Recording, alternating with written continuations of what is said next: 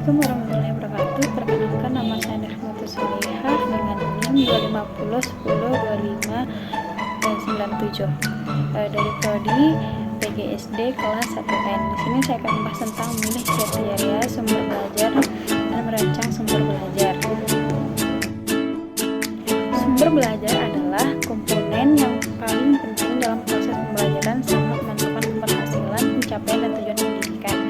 Kreativitas dan kemampuan guru dalam memilih serta merancang sumber belajar yang tepat untuk semua siswanya. Apa aja sih jenis-jenis sumber belajar? Jenis-jenis sumber belajar itu banyak sekali, teman-teman. Salah satunya dari manusia, internet, dari lingkungan juga. Contoh dari manusia seperti guru, siswa, dan juga masyarakat. Nah, dari internet seperti media, terus berbasis video, gambar, maupun website. Dan dari lingkungan itu banyak banget, teman-teman.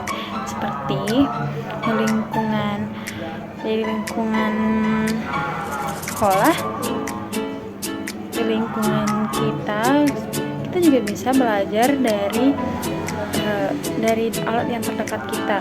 Seperti contohnya misal dari handphone, kita bisa melihat bentuknya itu persegi panjang. Dari sana kita bisa menentukan pembelajaran dari matematika, menentukan sisi-sisi gitu. Bagaimana sih cara langkah sumber belajar yang efektif itu?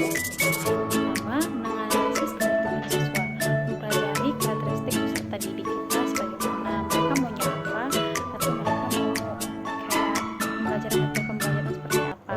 Kedua, perencanaannya kayak pembelajarannya itu seperti apa dan pembelajarannya itu bermotif apa, agar mereka bisa merancang pembelajaran yang lebih efektif dan lebih efisien.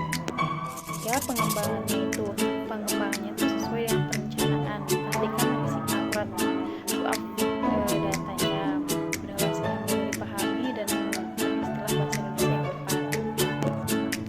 Dan yang terakhir, revisi dan evaluasi. Lakukan belajar hasil belajar itu dengan feedback langsung dari penggunaannya.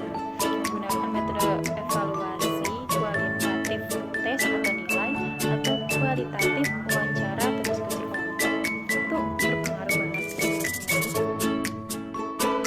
Bagaimana sih cara peran guru dalam memilih dan merancang sumber belajar sesuai kebutuhan peserta didik? Satu, menganalisis kebutuhan peserta didik. Guru memahami kemampuan awal, gaya belajar, motivasi, dan kondisi sosial budaya agar sumber belajar pas dan aktif.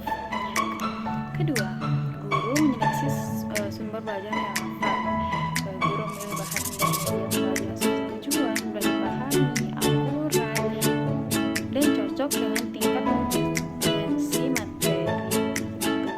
Terus yang ketiga, merancang mengembangkan sumber belajar. Jika sumber belajar ada yang kurang, guru kreatif membuat modul, gambar kerja, video, atau siswa yang lain menyesuaikan dengan konteks lokal dan kebutuhan siswa. Kedepannya itu mengintegrasikan teknologi dalam pembelajaran.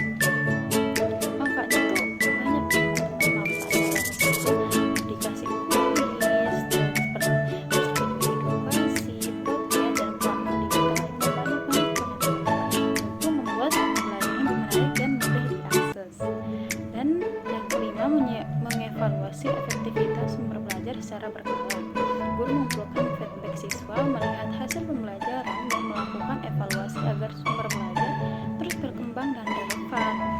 Terus, 6, menyesuaikan sumber belajar dengan karakteristik individu siswa. Guru memberikan materi atau media yang sesuai dengan gaya belajar khusus yang masing-masing siswa. Membangun motivasi dan gaya belajar siswa dengan memilih sumber belajar yang menarik dan menantang. Guru membantu meningkatkan semangat belajar siswa. Ini seperti itu. Terus 8, mengelola sumber belajar secara terorganisir, membuat sistem agar belajar mulai diakses dan digunakan baik online maupun offline. Dan 9, berkoordinasi dan berkolaborasi dengan rekan guru sebagai saling belajar dengan ide agar materi pembelajaran semakin berkualitas. Jadi collab gitu ya.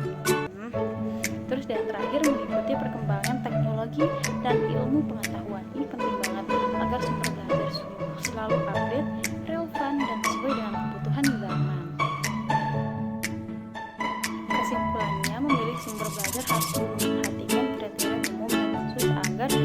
software yang dipakai efektif dan tepat digunakan. Kriteria umum meliputi faktor ekonomis, artinya sumber belajar tidak harus mahal, tapi harus sesuai dengan dana dan yang tersedia dan kebutuhan pembelajaran. Selain itu, sumber belajar harus praktis, dan sederhana supaya mudah digunakan tanpa alat atau teknik khusus yang sulit. Kemudahan memperoleh juga penting agar guru dan siswa dapat dengan mudah menggunakan software yang ada di lingkungan sekitar atau secara digital.